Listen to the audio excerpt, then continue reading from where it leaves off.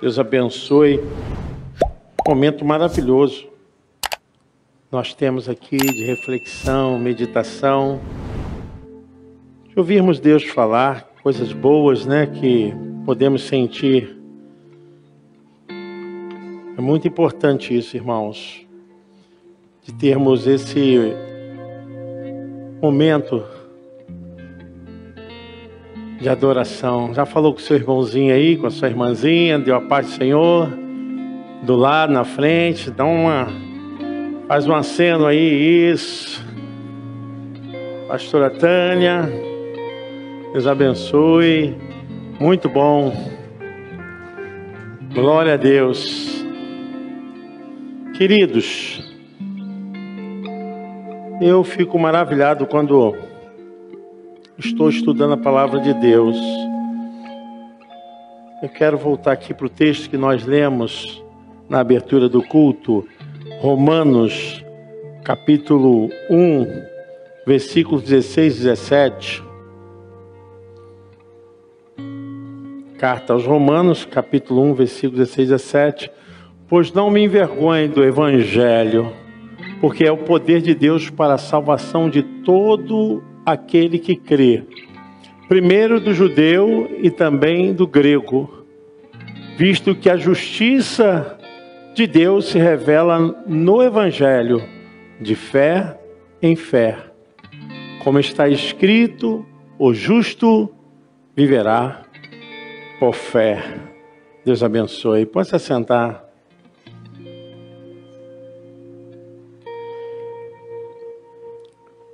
Como é profundo esse texto quando a sua intenção é tirar de qualquer motivo, de qualquer ação, aquilo que só foi feito por meio de Cristo Jesus, nosso Senhor, nosso Salvador. Eu quero que você preste muita atenção nisso, porque muitas vezes nós fazemos esforço para manter a nossa salvação. Precisamos entender que a salvação é um processo e um ato de decisão do próprio Deus. O homem não é salvo por estiver fazendo esforço para alcançar a sua salvação. A salvação partiu de Deus. O apóstolo Paulo está falando justamente de tirar essas ações humanas, essas tentativas de esforço comum ao ser humano para se sentir salvo. Uma coisa é você ser salvo para as boas obras, a outra coisa é você fazer as boas obras para se salvar.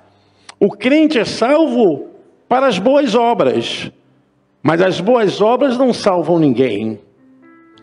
E Paulo está aqui justificando que a mensagem da cruz, a mensagem da entrega de Cristo Jesus, na sua morte, ele estava também sepultando ali as nossas vidas pregressas. Não só a minha, a sua, mas de todos aqueles que vieram a existir nessa vida. Vieram nascer. Então, quando Paulo está falando, olha, que esse evangelho é o poder de Deus que transforma as pessoas, Paulo fala, eu não me envergonho do evangelho, porque esse evangelho tem um propósito de permear toda a raça humana, chegar a todo indivíduo, a toda pessoa que tem capacidade cognitiva, se entende, se compreende que é pecador, se entende que necessita da salvação para a sua proteção eterna, para o escape da perdição eterna, essa pessoa usa através da fé, da sua capacidade de entender, para receber Cristo Jesus e se livrar da sentença eterna. Às vezes eu vejo pessoas falando assim, não, existem propósitos que as pessoas fazem, que são propósitos para a vida cristã, simplesmente para um currículo de manter a sua vida com Deus, mas isso não produz salvação.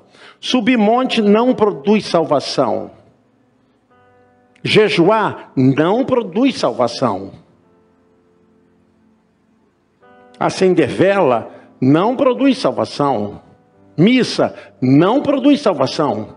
Culto não produz salvação.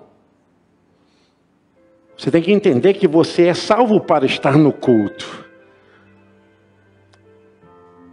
Foi justamente aonde Martim Lutero, ele protestou. Porque a igreja cobrava indulgências para o povo pecar. E de acordo com o valor das indulgências, era medido o tamanho do pecado. Então, aquilo que se pagava, considerava-se que a pessoa estava garantindo o seu espaço na eternidade. E foi justamente esse texto que Martinho Lutero, ele falou, não, o justo vai viver da fé em Cristo. É em Cristo que nós depositamos a nossa esperança. É em Cristo que nós temos a certeza de que seremos guardados. Estaremos livres do mal. É Ele que nos protege do dano eterno, da perdição eterna. Então, foi quando Martinho Lutero, ele lançou o desafio das 95 teses no castelo de Wittenberg, na igreja que ficava nesse castelo, para desafiar para um debate.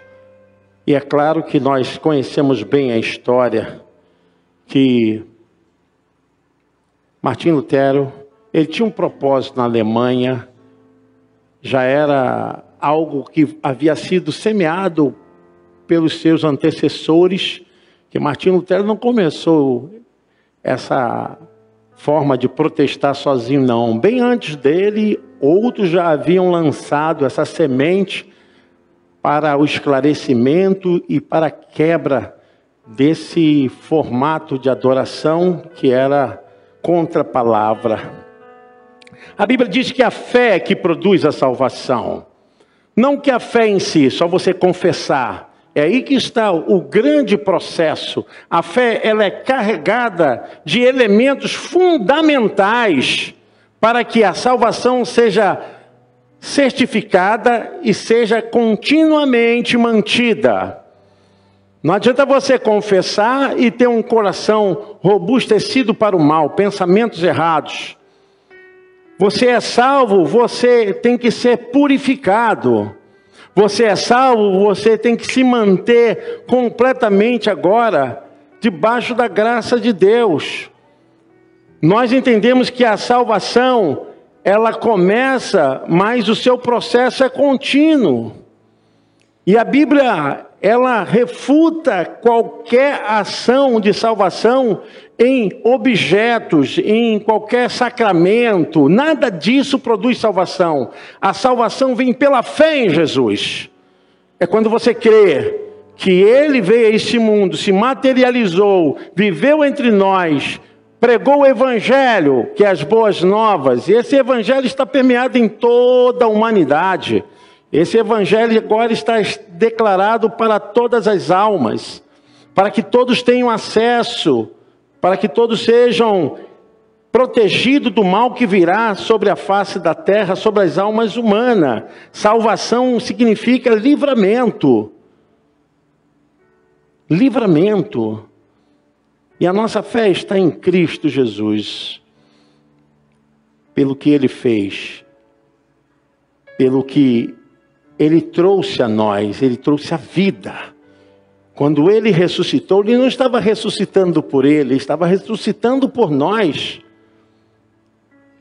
E quando Ele trouxe a vida à humanidade, agora todos têm acesso. Todos podem encontrar a salvação. É só um coração cheio de obediência, de esperança, resignado, decidido, querer aceitar e servir verdadeiramente conforme as Escrituras. Por isso Paulo está dizendo, olha, eu não me envergonho do Evangelho de Cristo, porque esse Evangelho, no início do século, da igreja primitiva, criou um grande movimento, e esse movimento também gerou muitas perseguições para aqueles que tinham a fé em Cristo Jesus. E a igreja sofreu, a igreja ela foi espalhada, a igreja se tornou alvo de objeto de perseguição dos imperadores, de todos quanto tinham essa animosidade contra os evangélicos, né? Contra aqueles que serviam a Jesus Cristo. E as pessoas às vezes me perguntam, não, porque Cristo não fundou o cristianismo. Quem fundou o cristianismo foi o próprio Constantino. Cristo não fundou o protestantismo. Quem fundou o protestantismo foi Martinho Lutero. Cristo não fez a reforma protestante na Suíça. Quem fez isso foi João Calvino. O que chegou a nós foi o Evangelho, as boas novas de salvação. Nós seguimos na direção daquele poder que foi derramado lá em Atos, capítulo 2. A descida do Espírito Santo. Nós recebemos o Evangelho, as boas novas de salvação. E Paulo está falando disso, e ele tem essa responsabilidade de dizer, olha, eu não me envergonho do Evangelho, justamente porque era o objeto de perseguição, era coisa ultrajante para os judeus. Para os romanos, era mais uma forma de acabar com um grupo herético. E assim, Paulo estava dizendo, olha, eu era perseguidor da igreja. E agora sou perseguido por amor a Cristo. É disso que ele está falando, do poder do Evangelho, quando chega a esse entendimento, quando restaura o homem, não dessas ações simplesmente externa, mas quando restaura o homem do seu ser mais profundo. Esses dias estava conversando com meu irmão, ele me perguntou assim, Roberto, quantas vezes papai leu a Bíblia? Da última vez que eu estive com meu pai lá na Paraíba, a Lagoa de Roça, o pai tinha falado que tinha lido a Bíblia 10 vezes. E meu pai tinha uma forma de ler que, assim, todo mundo ouvia, né? E não lia para ele. Acordava 5 horas da manhã, 4 e pouca da manhã, ele lia a Bíblia como se estivesse conversando com alguém. E essa profundidade que começa a dominar o ser humano, esse evangelho que restaura a vida. Paulo está falando disso. Tudo aquilo que ele achava que era algo de orgulho, ele considerou como lixo, como esterco. E ele fala no versículo 17, porque nele se descobre a justiça de Deus. Então a justiça de Deus, ela é aplacada no ser humano, não porque ele quer fazer boas coisas, boas ações, não porque ele tem um cuidado com um certo elemento sacro, santo, não. Ele é salvo porque ele crê que Jesus Cristo é o encarnado, o único Filho de Deus, que tem poder de quebrar os grilhões, as correntes, as algemas de Satanás na alma humana, de desprender o ser humano da sua obsessão, do seu orgulho, do seu ódio, da sua vaidade, da sua prepotência, da sua arrogância. Ele é o único de fazer reforma no ser humano. Essa é a maior libertação. É a libertação da alma, sobre o pretexto de todas essas ações que atrapalham o ser humano de servir a Deus. Porque são esses sentimentos e essas imaginações que foram gerados através da ação do pecado. Porque o homem se torna tão egocêntrico, tão vaidoso, portentoso, porque gera briga, confusão. É a alma aprisionada no pecado. Ela pensa que está servindo a Deus, mas ela está inclinada para a sua própria ação, sua própria autossatisfação. E Paulo fala, olha, a justiça de Deus vem pela fé na obra que Cristo realizou. Eu digo, irmãos, que existem alguns sentimentos e alguns pensamentos humanos que não precisa nem de diabo, não precisa nem de demônios. As pessoas ficam tão preocupadas com o diabo, com demônios, e esquecem que isso se torna o seu pior inimigo. É você ter um coração iracundo, é você guardar mágoa, é você não estender a mão, não ser misericordioso, não perdoar. É você não entender o que é o Evangelho, é justamente para quebrar essas ações, essas atitudes humanas. O justo vive da fé em Jesus Cristo. Ele se contenta com a obra de Jesus. Ele se alegra com aquilo que Cristo fez por ele, que atravessou na vida dele agora. É um novo caminho, é um novo sentido para viver. Sabe, nós estamos nesse mundo, mas eu quero dizer que o poder de Deus também está nesse mundo. Você pode dizer amém? Nós estamos nesse mundo, mas o Evangelho tem poder para restaurar pessoas nesse mundo, amém? Eu creio dessa forma, que ninguém possa ser tão incapaz, e tão empedrecido, tão endurecido, que o Evangelho não possa mudar, transformar e fazer uma nova criatura. Eu creio que esse poder está agora sendo permeado em todos os cantos. Nós vivemos num tempo onde as pessoas não acreditam mais em ninguém. As pessoas duvidam de que seres humanos possam ser mudados.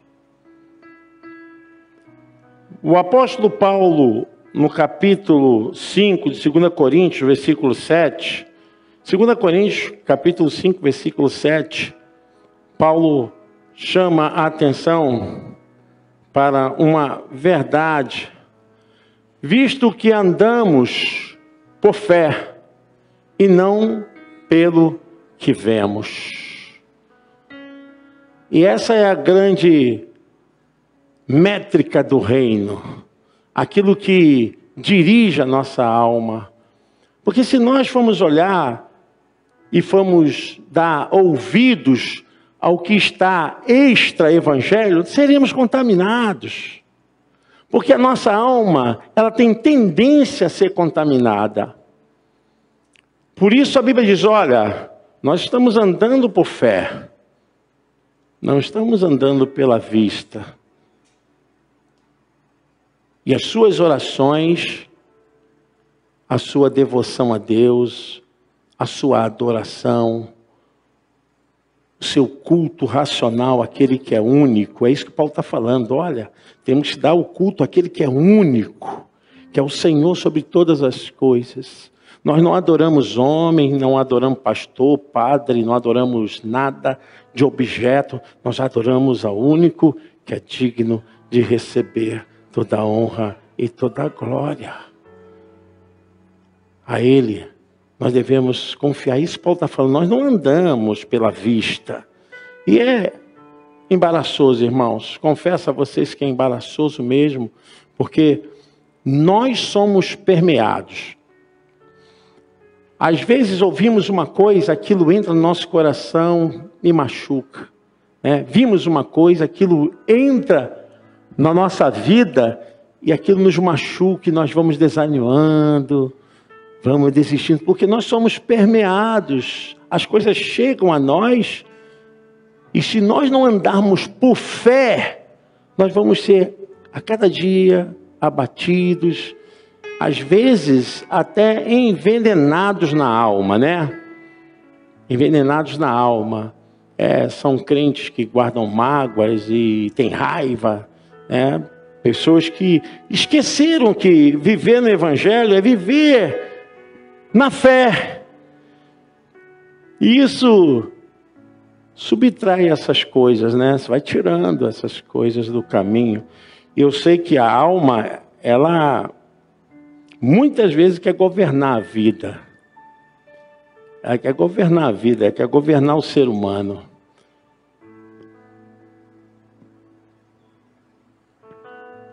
Nós somos salvos para viver uma vida em Cristo, amém? Para nos libertar desses males, desses pensamentos. Você foi salvo para vencer. Vencer o que está em você. Vencer o pecado. Porque as pessoas ficam tão preocupadas com o pecado lá de fora. Mas o pecado não está lá de fora. O pecado está do lado de dentro. Quando você tem intenção, quando você tem um pensamento, você já pecou. Nós não lutamos com aquilo que está fora de nós, não. Nós lutamos com aquilo que está dentro de nós. A nossa alma decaída. Paulo, quando fala da salvação aqui, está falando dessa restauração. Até que a gente receba um novo corpo, Ele vai tratar isso depois lá em Coríntios. Até que a gente receba uma nova vida, porque aí sim, nós seremos completamente guardados, um corpo eterno, não mais permeados. Porque lá no céu não haverá pecado, não haverá maldição, irmãos? E Paulo fala que através da fé, nós vamos mantendo a nossa vida por esse caminho, mas a fé, ela não pode ser só uma confissão abstrata. A fé, ela tem que ser seguida por elementos importantes na vida. Porque se você fizer uma confissão, mas não lutar para que esse tipo de ação permita você viver de maneira e de acordo com como Deus quer, você vai ter uma confissão essa envolvida com o mundo. Porque Tiago até fala a respeito disso. Olha, gente, até os demônios creem em Deus e estremecem. O problema é que os demônios não têm os elementos essenciais, porque Deus não veio salvar demônios. Por que Satanás não pode ser salvo? Porque a salvação não é para anjos decaídos, a salvação é para seres humanos. Seres humanos. Mas é importante que a sua fé tenha elementos principais. Fé significa crer e confiar firmemente. Firmemente. Quando a gente vai ler a história dos grandes reformadores, a gente percebe que eles estavam firmes. Quando a gente vai ver a história da igreja primitiva, vamos ver que eles estavam firmes. Uma coisa que eu sempre tenho dito aqui na igreja, As pessoas começam uma coisa, mas não dão continuidade. A gente tem esse ato, que é um ato neurótico, A gente sempre está patinando e não saímos do mesmo lugar. Prossiga. Se é isso que Deus colocou na sua mão, faça com dedicação. Fé confiante. O que é fé confiante? É ir na contramão mesmo. Está tudo dando errado, tudo... Meu irmão, eu estou confiante, é aqui. É isso aqui que Deus me deu, eu vou aqui.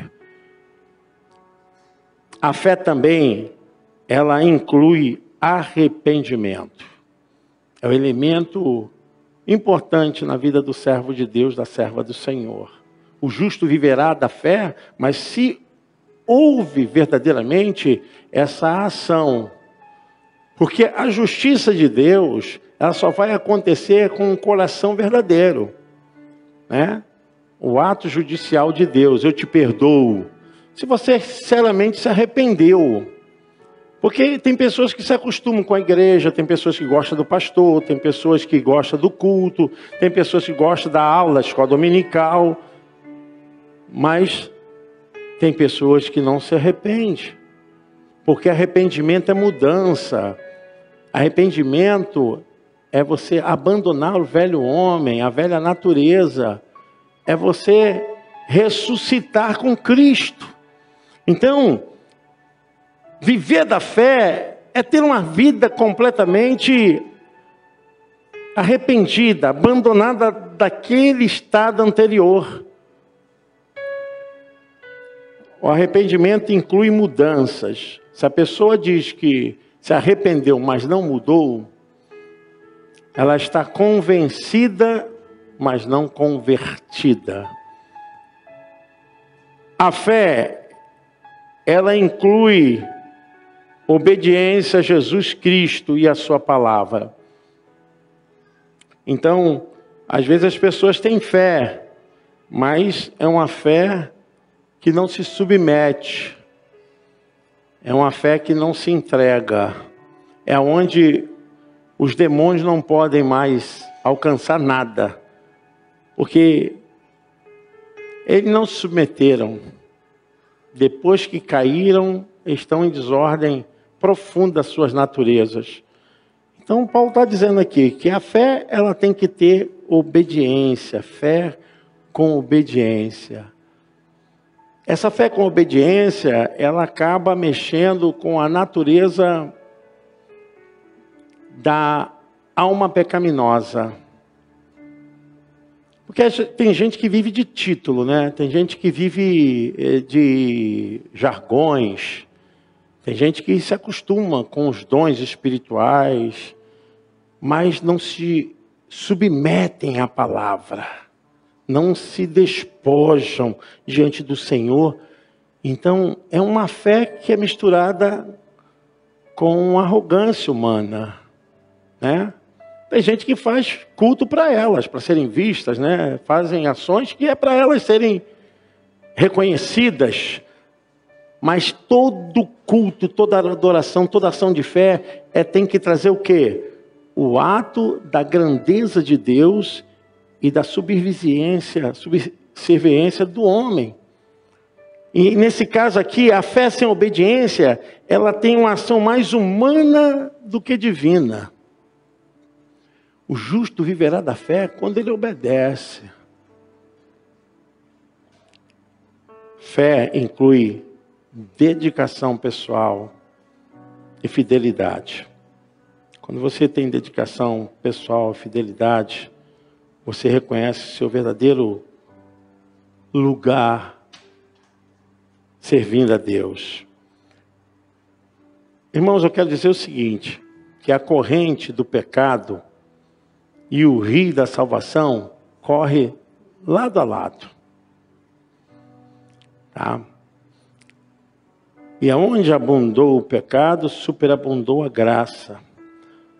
Mas o pecado, em toda a sua sordidez, a sua imundície, a sua baixeza, a sua indignidade, a sua vergonha, sempre tenta deixar o ser humano longe da salvação. Em todo o esplendor da salvação, a gente pode perceber que o mundo está atraído, o mundo está captado pelas coisas do pecado.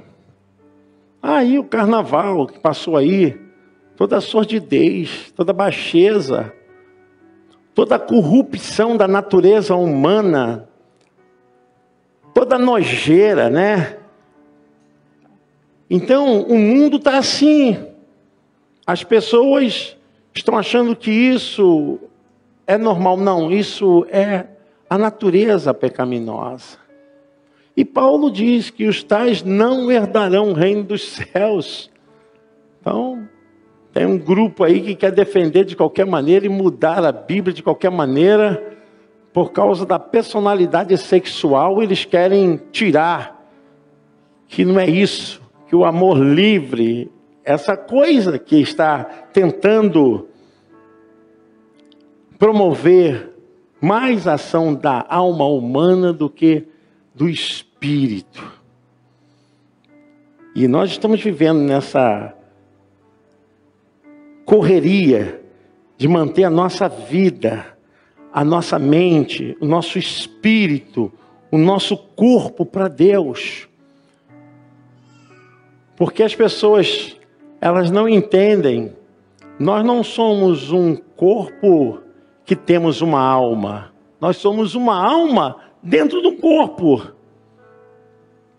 Isso aqui é só a minha composição, a minha forma de viver de maneira fora da minha existência mesmo, porque a minha existência, a sua existência é muito mais do que a nossa aparência, é muito mais do que a nossa visão física. Nós somos muito mais. Mas o inimigo quer justamente fazer ao contrário, quer trazer toda essa promoção para que o homem fique debaixo dessa condição de vergonha, de tristeza, de humilhação. Irmãos, a coisa que mais o inimigo quer fazer é colocar humilhação no ser humano. Mas de todas as formas, porque as pessoas pensam o seguinte: para servir a Deus eu tenho só que ser espiritual. Não, você tem que ser moralmente espiritual, moralmente uma pessoa santa. Então nós somos espiritual e moralmente santos. Mas o inimigo quer mudar isso tudo. É uma estratégia para corromper a fé. A fé nos compromete, essa dedicação pessoal e fidelidade, servir a Deus. Essa fidelidade em Jesus Cristo expressa nossa confiança, nosso amor, nossa gratidão, lealdade para com Ele. No sentido mais elevado, o amor. O amor. O cristão é conhecido pelo amor que ele tem. O amor fala mais do que a voz, fala mais do que as pregações. O amor. Nós estamos vendo um tempo onde se faz muito barulho e pouca mudança. Muito movimento e pouca santidade. Precisamos resgatar verdadeiramente essa construção com Deus. Trazemos para dentro de nós mais amor. Senhor, me dê mais amor. Que eu possa te servir com amor. Porque o mundo é mau, irmãos. O mundo é mau. O mundo não tem como a gente ver de outra forma. O mundo é mau. O mundo tem gente, sabe, permissiva, jactanciosa, gente arrogante, gente que quando pode, quer passar por cima, né? Quer passar por cima. Eu já ouvi que a gente fala assim: agora vamos ver como é que se faz. Quantos paus faz uma canoa? Que negócio de quantos paus faz uma canoa é esse? Que negócio é esse, gente? Onde está o amor? Nós servimos a Deus. Parece até que a gente está servindo a Astarote, né, a Moloque, uma entidade pagã. Não. Estamos servindo a um Deus santo, justo, verdadeiro. Quero que você entenda isso, em nome de Jesus, que a sua fé, ela atinge um nível poderoso na presença de Deus. A sua fé, não é fé qualquer não, uma fé salvífica, uma fé que expressa sua salvação, uma fé que expressa o seu amor, a sua integridade, essa obra, fidelidade à obra de Deus. Então, o justo viverá da fé. E é assim mesmo. O justo vive da fé. Abacuque também falou isso, né? O justo é viver da fé. A gente vive da fé. Vivemos num tempo onde tudo se aperta, tudo fica meio complicado mesmo, né? Tem lutas. A gente pensa que isso o crente não passa. O crente passa lutas. Só que você tem que entender uma coisa. Que essas circunstâncias são coisas que o ser humano vive. Crente vive porque ele é ser humano. Ele não é pedra, não é barro, não é metal. Ele é ser humano. Tem dificuldade? Tem dificuldade, porque é ser humano. Agora, nós temos que entender que nós estamos vivendo pela fé. Amém? Trazemos a marca de Cristo em nós. Haja o que houver. Somos servos de Deus. Amém? Você pode aplaudir o Senhor?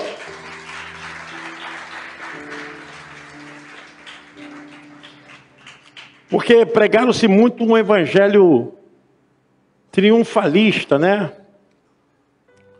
Triunfalista. Crente tem problema, crente adoece, crente perde emprego, crente tem lutas. Tem hora que tem lutas e lutas assim, né? Num deserto, desertão mesmo, né? Ninguém pode chegar lá nele porque Deus está tratando ali, é coisa de Deus. E Deus trata mesmo. Tem uns que estão entrando no deserto, tem outros que estão no meio do deserto, tem outros que já estão botando o pezinho para fora do deserto, né? Maravilha, glória a Deus. Mas o que nos diferencia desse mundo é a nossa vida em fé em Cristo Jesus. Há muito tempo atrás eu fui ministrar numa igreja. E assim, o tempo estava muito úmido, né? Chovendo. Eu fui pregar numa igreja e no final chamei as pessoas, né? E o irmão que me recebeu lá na porta, veio para o altar, coisa e tal. Eu ali orando. Quando o irmão se ajoelhou, irmãos, quando ele virou assim, o sapato dele tinha um buraco desse tamanho. Buracão no sapato dele. Falei, poxa, eu fiquei olhando. Foi o irmão que me recebeu na porta, que me atendeu. Eu fiquei imaginando. O que esse homem deve estar passando? Mas o justo vive da fé. Nada impede o justo de vir, de adorar, de servir, porque a sua fé está acima do sapato furado, da conta zerada no banco, do filho doente, do problema sendo atravessado, dificuldades. O que eu vou fazer amanhã? O justo vive pela fé. Senhor, eu sei que Tu és o meu Deus, o meu guia. Estou em Tuas mãos. Se tiver dia de sapato furado, eu vou de sapato furado. Não importa. Sabe, essa coisa de viver da fé é o que acontecia lá no átrio interior do tabernáculo. Porque quando o sumo sacerdote entrava para fazer aquela entrega de expiação, sacrifício nacional para perdão do povo, ele entrava uma vez para fazer esse tipo de sacrifício. E uma coisa, irmãos, que acontecia ali, ele não enxergava nada que estava dentro daquele átrio interior. Ele não enxergava nada, porque a nuvem de glória, né, dominava aquela fumaça toda ali. Então ele entrava sem enxergar. E é da onde vem esse fundamento de você crer mesmo sem ver. Você acreditar mesmo sem tocar. É você andar, mesmo que não esteja enxergando, na direção que Deus quer. Porque às vezes a gente quer assim uma palavra, né? Muito bom uma palavra. Tem gente que gosta, né, dessas mediunidade gospel, né? Vai lá no YouTube, quero ouvir essa palavra. Vai ler a Bíblia, irmão. Vai ler a Bíblia. O que tem de gente buscando mediunidade gospel? E a Bíblia, depois de Jesus, é a maior revelação. O pessoal gosta dessa palavra, né? Revelação. Revelação, quero revelação, quero revelação. A Bíblia é a maior autoridade depois de Jesus para revelar as coisas de Deus. Você pode dizer amém? Quantas vezes você lê a Bíblia? Não precisa responder para mim não, responde para você. Quantas vezes você lê a Bíblia no mês? A semana? Eu vejo hoje que quem tem dificuldade de ler a Bíblia, né? Tem como ter acesso à Bíblia falada. Gente, vai lá, coloca na Bíblia falada e você vai... Tem dificuldade de ler? Bota na Bíblia falada. Eu gosto de ler na Bíblia falada. Eu estou fazendo as coisas, estou acompanhando. Mas o crente, ele só vai ter fé se ele ler a Bíblia. Se você não ler a Bíblia, você não vai ter fé. Você vai ter fé na fé dos outros. Está entendendo o que eu estou falando? Diga amém. Porque você vai começar a acreditar que a tua fé é acreditar na fé daquela pessoa. Não, eu tenho que ir lá porque o irmão fulano de tal vai estar lá. Porque eu vou na casa da irmã que ora, que descobre até os cupins dentro da casa. Uma bestarada violenta, né? Em nome de Deus, está acontecendo no meio do povo de Deus. Se dedique a ler a Bíblia, a estudar. Você tem a escola bíblica dominical, você tem a QED Sabe, você tem aqui uns instrumentos maravilhosos, tem aí o familiarizando, tem um discipulado, tem um curso de obreiros. Gente, é tanta coisa, mas quando você vai ver, as pessoas têm pouco interesse. Mas aí fica depois, porque quando o crente fica com essa mediunidade gospel, ele fica viciado. Ele fica viciado. Ele não sai de casa, você vê, quero ver o que vai acontecer hoje. Né? Isso aí é horóscopo. Né? E qual é o teu signo, irmão? Qual é o teu signo? Meu Deus. Teve um dia desse aí que alguém botou lá, né? Porque eu sou Capricórnio.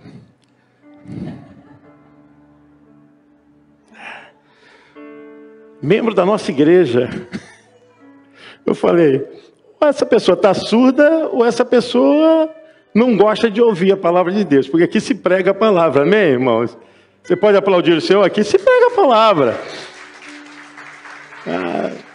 Sangue de Jesus tem poder. Estude a Bíblia. Hein, Bira, pode colocar aí Paulo falando Romanos 10, 17. Ele nos orienta a respeito de como ter uma vida de fé. E assim, a fé vem pela pregação. E a pregação pela palavra de Cristo. Né? É pela palavra de Deus. Então, meu irmão, minha irmã, se apegue à palavra. Estude a palavra. Leia a palavra. Guarde no seu coração. Existem coisas, assim, eu vou falar agora como ser humano. Existem coisas que não adianta. Se você não se autoconhecer, se você não se entender, você vai ser uma pessoa amarga. Você vai ser pessoa ríspida.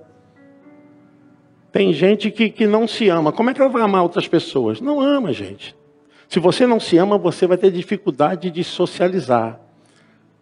É um problema sério isso, né? Tem gente que tem dificuldade, né? Mas eu quero dizer, olha, traga a palavra para dentro de você, deixa o Espírito Santo dominar a sua vida. Né? Isso é o mais importante. Deus te abençoe, Deus te guarde, Deus te proteja. Em nome de Jesus. Senhor, meu Deus, meu Pai, obrigado por esse culto, obrigado por essa manhã gostosa, manhã onde temos que viver de fé. Ainda que o mundo nos odeie, ainda que as pessoas não acreditem, ainda que tudo dê errado, nós estamos vivendo pela fé em Cristo Jesus. Às vezes não é um sapato furado, mas é uma tristeza, é uma mágoa, é uma dor, é uma perda. É algo, Senhor Deus, que aconteceu dentro da família. Pai, quantos de nós temos demonstrado nosso amor, nosso zelo, nosso carinho, porque precisamos dessa salvação. Nos ajude, Senhor. Nós precisamos da Tua presença mais e mais. Nos submetemos a ela, Pai. Em nome de Jesus. Amém. Você pode dizer amém? Glória a Deus.